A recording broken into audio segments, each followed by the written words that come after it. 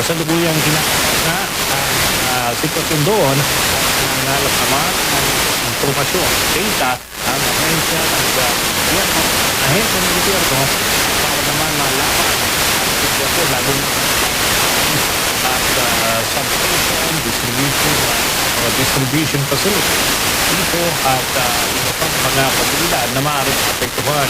Patuloy din ang monitoring para matiyak na tuloy-tuloy kasi pa rin ang kuryente gayon din ang lagi na sabong unidad.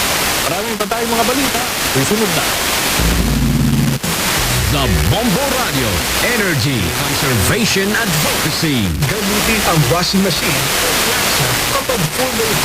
Iwasan ang pag-beauty ay mas malakas ito sa pagsumo ng kuryente. Planuhin ang gawain sa bahay para isang gamitan lang ng appliance.